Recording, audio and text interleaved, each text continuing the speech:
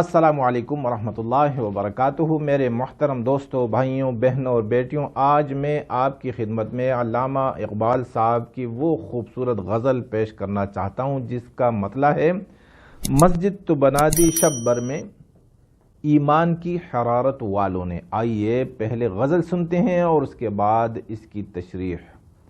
علامہ صاحب فرماتے ہیں، مسجد تو بنا دی شب بر میں ایمان کی حرارت والوں نے، من اپنا پرانا پاپی ہے برسوں سے نمازی بن نہ سکا، کیا خوب امیر فیصل کو سنوسی نے پیغام دیا، تو نام و نسب کا حجازی ہے پر دل حجازی بن نہ سکا، تر تر آنکھیں تو ہو جاتی ہیں پر کیا لذت اس رونے میں، جب خون جگر کی امیزش سے اشک پیازی بن نہ سکا، اقبال بڑا اپدیشک ہے من باتوں میں موہ لیتا ہے، گفتار کا یہ غازی تو بنا کردار کا غازی بن نہ سکا۔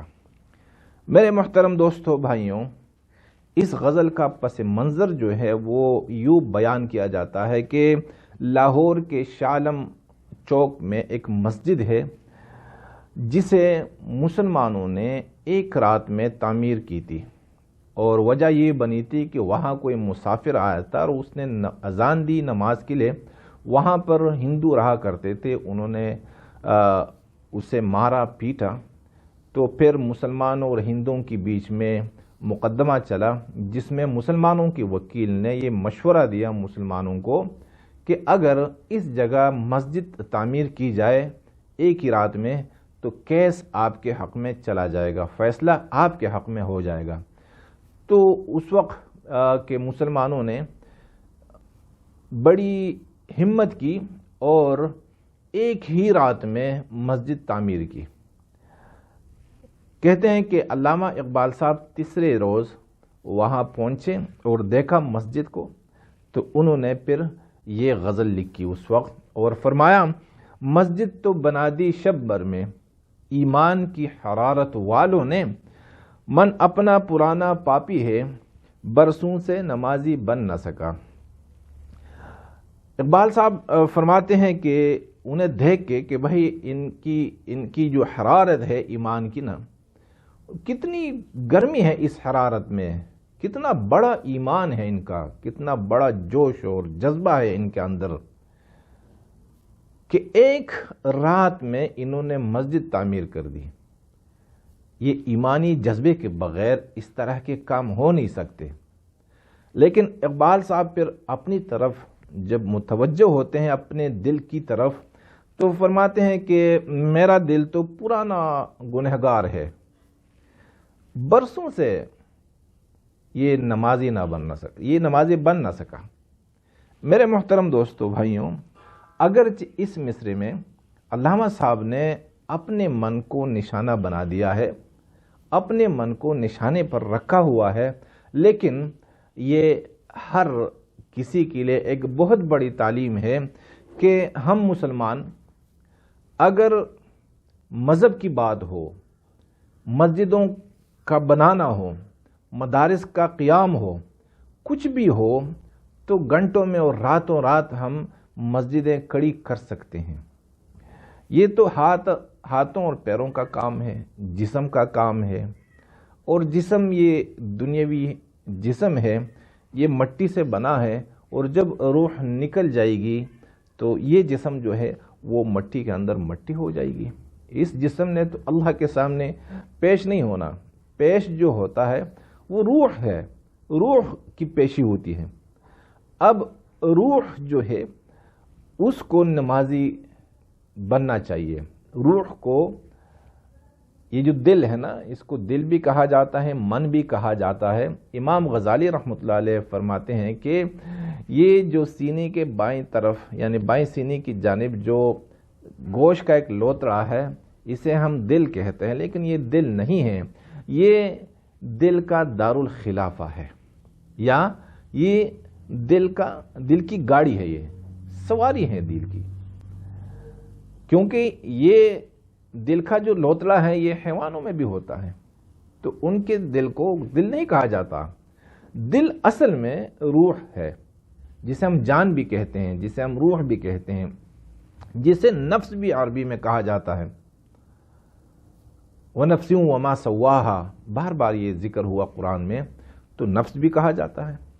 اب تقاضا کیا ہے اللہ کا تقاضا جسم سے ہے کہ تو نے اچھا بننا ہے، یا روح سے ہے کہ تو میرا فرمان بردار بن؟ تو علامہ اقبال صاحب فرماتے ہیں، یہ افسوس کرتے ہیں کہ ماشاءاللہ ہمارے جسم اور ہمارے جسم کے اعضاء تو اتنے گرم ہیں اور اتنے ہمت والے ہیں کہ یعنی شب بھر میں ہم مسجد کو بنا سکتے ہیں، لیکن سال ہا سال گزر جاتے ہیں، عمریں گزر جاتی ہیں، دل نمازی نہیں بنتا۔ اس لیے دنیا میں جتنی بھی فسادات ہو رہے ہیں، جتنی بھی خرابی ہیں، بربادی ہے، یہ دل کی بربادی کی وجہ سے ہے، کیونکہ دل جو ہے نمازی نہیں ہے، دل اللہ کے سامنے جھکتا نہیں ہے۔ دل اگر جھکتا ہے تو غیر اللہ کے سامنے جھکتا ہے، دل میں اللہ کی محبت ہوتی نہیں۔ دل میں اگر محبت ہے تو اسباب اور غیر اللہ کی محبت ہے۔ اقبال صاحب یہاں دل میں، انسانی دل میں اللہ کی محبت، اللہ کی اطاعت اور اللہ کی طرف رجوع جو ہے وہ ڈالنا چاہتے ہیں۔ کیا خوب امیر فیصل کو سنوسی نے پیغام دیا، تو نام و نسب کا حجازی ہے پر دل حجازی بن نہ سکا۔ یہ انگریزوں کے زمانے میں جب یہ ترکیوں کی حکومت تھی پوری دنیا پر، جسے خلافت عثمانیہ کہا جاتا تھا، تو اس کو گرانے میں اگرچہ ہم کہتے ہیں کہ انگریزوں نے، گوروں نے کام کیا، لیکن نہیں، سب سے جو وار کیا نا یہ مسلمانوں نے کیا، اور جس نے غداری کی ہے مسلمان، یعنی مسلمان نے مسلمانوں کے ساتھ صرف اپنی بادشاہت، اپنی چودراہٹ کی خاطر غداری کی ہے اور غیروں کو سینے سے لگایا، تو اس میں ایک نام ہے امیر فیصل۔ یہ بعد میں عراق کا بادشاہ بنا تھا اور اس کو پتہ نہیں اس کے ساتھ کیا کیا وعدے کیے گئے تھے۔ بہرحال یہ مدینے کا اور سنا ہے کہ جدہ اور مکہ کا یہ گورنر تھا، اور یہ خلافت عثمانیہ کی جو اسمبلی تھی اس کا ممبر بھی رہا ہے۔ بظاہر یہ ان کے ساتھ تھا، لیکن یہ بڑا منافق انسان تھا، اور اس نے منافقت یہ کی کہ انگریزوں کے لیے راہ ہموار کر رہا تھا، جس کی وجہ سے مسلمانوں نے، عربوں نے بغاوت کی خلافت عثمانیہ کے خلاف، اور یہاں تک کہ اس خلافت کا خاتمہ ہو گیا۔ تو یہ جو دوسرا نام ہے سنوسی، یہ ایک بہت بڑے مجاہد تھے، اور انہوں نے روم کے خلاف، اٹلی کے خلاف، اٹلی جسے کہا جاتا ہے، اٹلی کے خلاف بہت بڑی جنگ کی، جہاد کیا، اور یہ مسلمانوں کے بڑے مخلص ہمدرد تھے۔ تو انہوں نے، یہ بھی عربی تھے، انہوں نے امیر فیصل کو یہ پیغام دیا کہ بھائی، امیر فیصل کا یہ ہاشمی نسب سے ہے، یعنی حضور پاک صلی اللہ علیہ وسلم کا جو نسب ہے نا، اس سے اس کا بھی تعلق ہے۔ تو امیر فیصل کو سنوسی صاحب نے، سنوسی رحمۃ اللہ علیہ نے پیغام دیا کہ بھائی تو نام و نسب کا تو حجازی ہے، یعنی ہاشمی تو ہے نام و نسب سے، لیکن تیرا دل ہاشمی نہیں ہے۔ دل جو ہے وہ اگر ہاشمی ہو نا تو پوری دنیا اللہ سبحانہ و تعالی آپ کے پیروں میں ڈال دیں گے، کیونکہ ایک ہاشمی نے دنیا میں آ کر پوری دنیا کے جتنے بھی غاصب تھے، جتنے بھی جابر تھے، جتنے بھی وہ بدکردار لوگ تھے، سب کی حکومتوں کا خاتمہ کر دیا۔ اور انہوں نے کیا کیا؟ انہوں نے الٹا کیا، غداری کی، یہ جو امیر فیصل ہیں۔ لیکن اللہ نے، دنیا تو ہے، یہ عمریں گزر جاتی ہیں، موت آتی ہیں زندگی میں، جس نے اچھا کردار ادا کیا اسے یاد رکھا جاتا ہے، اور اللہ کے ہاں بھی وہ سرخرو ہوتا ہے۔ لیکن جس نے غداری کی اور جس نے اللہ سے محبت نہیں کی، وہ تاریخ اس کو ایک برے شخص کے نام سے یاد کرتی ہیں۔ تو میرے بھائیوں، یہ دونوں نام ہیں، ایک امیر فیصل جو غدار تھا مسلمانوں کا، اور ایک سنوسی جو ہمدرد تھا مسلمانوں کا، اور ایک مجاہد اعظم تھا۔ مقصد اس کا یہ ہے کہ بھائی دل یعنی نام و نسب سے بڑے جتنا آدمی، کوئی ہاشمی ہو، سید ہو، افغان ہو، یہ ہو وہ ہو، اس سے کچھ نہیں ہوتا۔ دل سے یعنی اندر ہم باہر کے جو لوازمات ہیں ان کا تو خیال رکھتے ہیں، لیکن اندر اپنے آپ کو نہیں سدھارتے۔ علامہ اقبال صاحب اور جتنے بھی پیغمبر گزرے ہیں وہ باطن کی اصلاح پہ زور دیتے ہیں۔ جب باطن کی اصلاح ہوتی ہے تو اعضاء و جوارح وہ خود بخود یہ نوکر ہیں، غلام ہیں، تو اندر کے جو بادشاہ ہیں اس کی اطاعت کرتے ہیں۔ تر آنکھیں تو ہو جاتی ہیں پر کیا لذت اس رونے میں، جب خون جگر کی آمیزش سے اشک پیازی بن نہ سکا۔ پیازی کہتے ہیں لال کو، خوبصورت لال کو، ہیرا، لال، جواہرات جسے کہا جاتا ہے۔ علامہ صاحب فرماتے ہیں کہ تر آنکھیں تو ہو جاتی ہیں پر کیا لذت اس رونے میں، رونا آتا ہے اور رو رو کر آنسو بھی گرنے لگتے ہیں جس سے آنکھیں تر ہو جاتی ہیں، لیکن اس رونے میں کوئی لذت نہیں ہے، کوئی ذائقہ نہیں ہے۔ کیوں نہیں ہے لذت؟ کیونکہ یہ آنسو یہ رائیگاہ جاتے ہیں، یہ ضائع ہو جاتے ہیں یہ آنسو، اور ایمان والوں کے جو آنسو ہوتے ہیں ان کا رونا، وہ ایک آنسو گرتا ہے اللہ سبحانہ و تعالیٰ کا عرش جو ہے وہ لرز جاتا ہے۔ اللہ سبحانہ و تعالیٰ پوچھتے ہیں فرشتوں سے، کیا ہے؟ یہ نہیں کہ اسے علم نہیں ہے، ہاں ایمان والے کو یہ مشکل آن پڑی ہے، ایمان والے کا یہ مسئلہ ہے، اللہ سبحانہ و تعالیٰ فوراً ایمان والوں کی مدد کر لیتے ہیں۔ تو یہاں پر اقبال صاحب چونکہ اس وقت اور آج بھی مسلمان غلامی میں تھے اور آج بھی ہیں، اور اس وقت تو براہ راست غلامی تھی، ابھی تو ہم پردے کے پیچھے غلام ہیں، لیکن اس وقت پردہ نہیں تھا اور ہم براہ راست غلام تھے۔ تو ہر مسلمان، ہر ایمان والا روتا ہے اب مسلمانوں کی حالت پر، مسلمانوں کی جو حالت زار ہے اس پہ ایمان والے روتے ہیں، جو بے ایمان ہوتے ہیں وہ تو خوش ہوتے ہیں، انہیں رونا، وہ تو جانور ہیں، حیوان ہیں۔ اقبال صاحب ایسے نہیں ہے، ایمان والے ہیں، فرماتے ہیں کہ تر آنکھیں تو ہو جاتی ہیں پر کیا لذت اس رونے میں، جب خون جگر کی امیزش سے اشک پیازی بن نہ سکا۔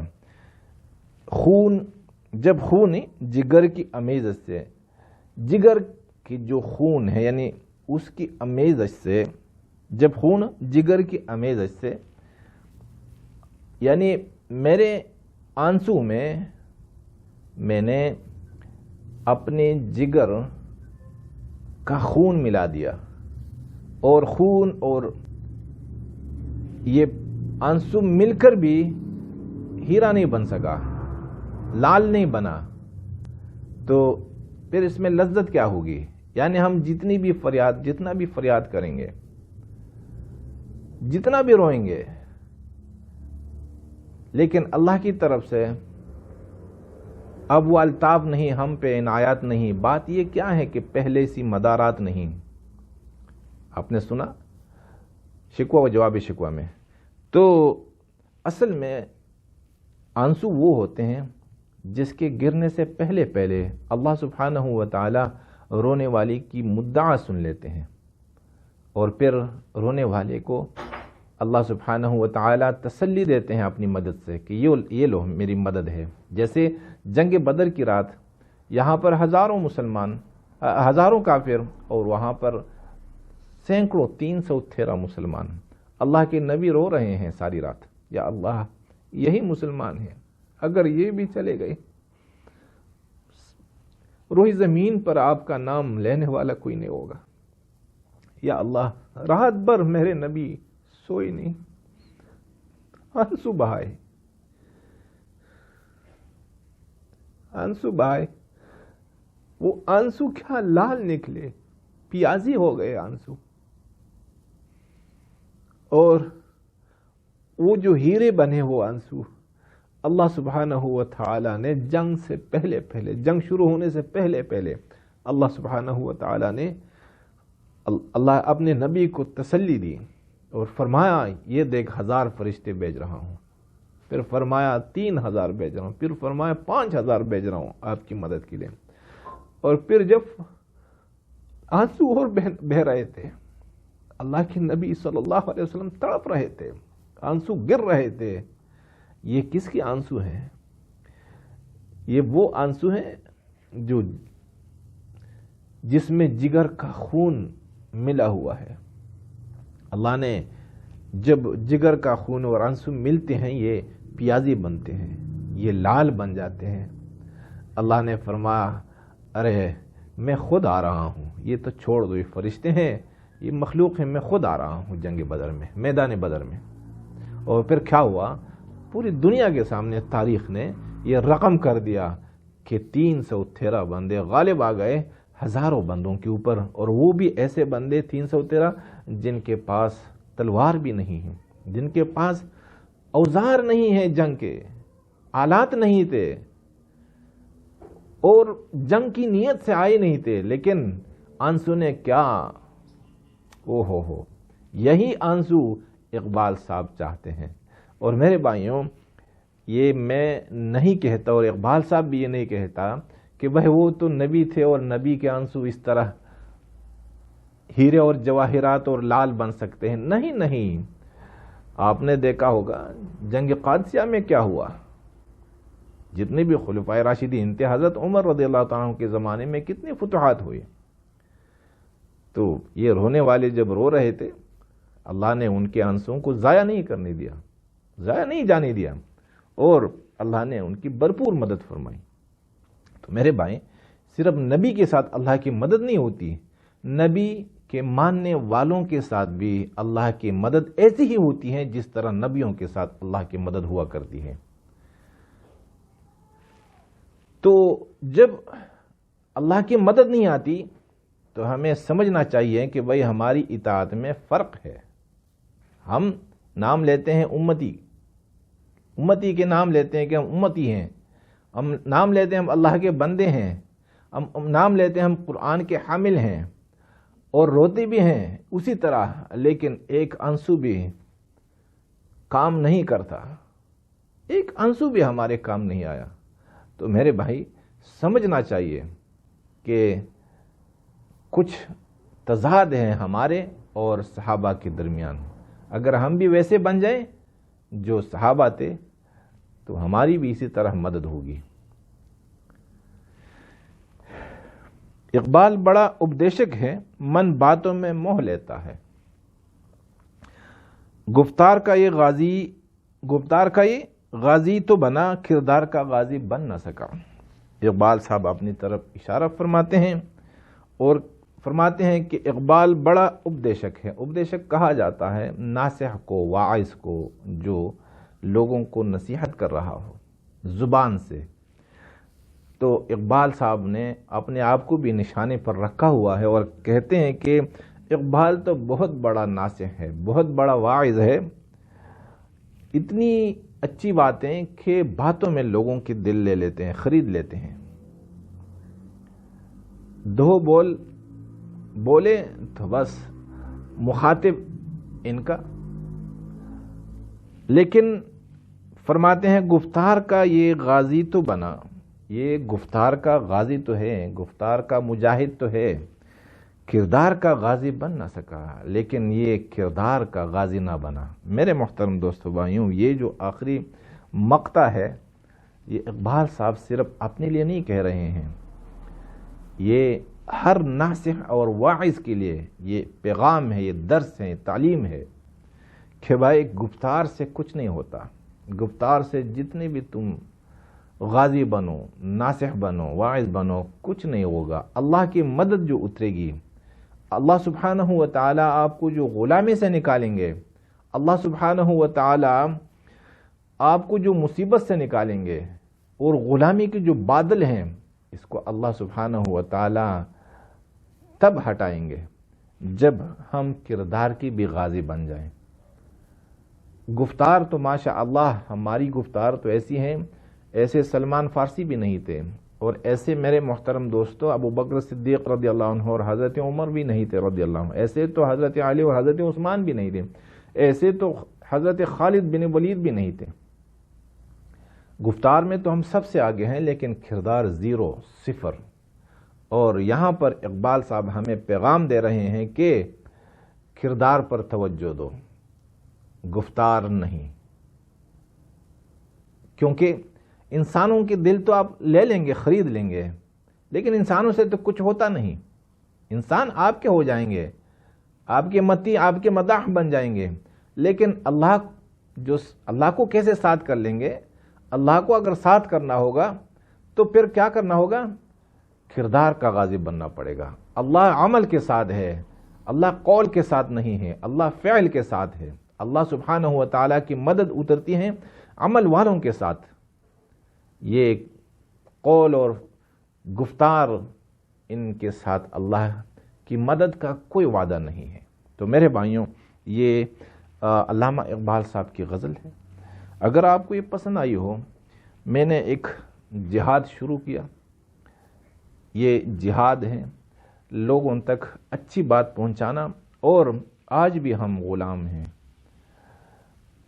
آج بھی ہم گرے ہوئے ہیں، آج بھی ہمارا خون چوسا جا رہا ہے، آج بھی یعنی جتنے دن گزرتے ہیں اتنے ہماری پوری امت یہ بربادی کی طرف جا رہی ہے۔ یہ ہر ایک کو سمجھانا ہے، مردوں کو نہیں، صرف بہنوں اور بیٹیوں کو بھی سمجھا دینا ہے کہ آپ کا کام کیا ہے۔ آپ کا کام ہے اپنے بچوں کو سمجھانا، اپنے بچوں کی اچھی تربیت دینا۔ یا آپ ڈاکٹر بنیں گے، آپ انجینئر بنیں گے، آپ کرنل بنیں گے، اور آپ جنرل بنیں گے، اور آپ پائلٹ بنیں گے، یہ تربیت نہیں ہے میرے بھائیوں۔ آپ نے کیا بننا ہے؟ سردار بننا ہے۔ اللہ نے وَجْعَلْنَا لِلْمُتَّقِينَ إِمَامًا، اللہ نے ہمیں درس دیا قرآن میں کہ ایک ایک مسلمان نے پوری دنیا کی فکر کرنی ہے، اور پوری دنیا میں جتنے بھی غلام ہیں ان سب کو بندوں کی غلامی سے آزاد کرنا ہے اور اللہ کی غلامی میں لے کر آنا ہے۔ اب تو ہم آقا بھی اللہ کو نہیں جانتے، اور غلام بھی اللہ سے دور ہیں۔ تو پہلے تعلق بنے گا اللہ کے ساتھ، اور اس کے بعد تعلق تب بنے گا جب ہماری اصلاح ہوگی، اندر جو باطن ہے وہ جب سدھرے گا تو ظاہر نکھار آئے گی، ظاہر حسن اور خوبصورتی پیدا ہوگی، ظاہر کے لوگ ہم سے متاثر ہوں گے، اور میرے بھائیوں پھر لوگ ہمارے مداح بنیں گے۔ اللہ سبحانہ و تعالی ہر انسان کے دلوں میں، ہر انسان کے دل میں ہماری محبت ڈالیں گے، پھر دنیا ہمارے آگے ہوگی، دنیا ہمارے پیروں میں ہوگی۔ اور اقبال صاحب کہتے ہیں کہ جواب شکوہ کے آخر میں کہ کی محمد سے وفا تو نے تو ہم تیرے ہیں، کی محمد سے وفا تو نے تو ہم تیرے ہیں، یہ جہاں چیز ہے کیا لوح و قلم تیرے ہیں۔ یہ جہاں کیا چیز ہے، یہ دنیا کیا چیز ہے، لوح اور قلم اللہ سبحانہ و تعالی ہمارے اختیار میں دے دیں گے، یہ لوگ کیا کرنا ہے۔ تو میرے بھائیوں، یہ دعوت کا کام ہے، یہ جہاد کا کام ہے، یہ اگر آپ بھی اس میں حصہ لیں گے تو اللہ سبحانہ و تعالی آپ کو بھی اجر عطا فرمائیں گے۔ جزاکم اللہ۔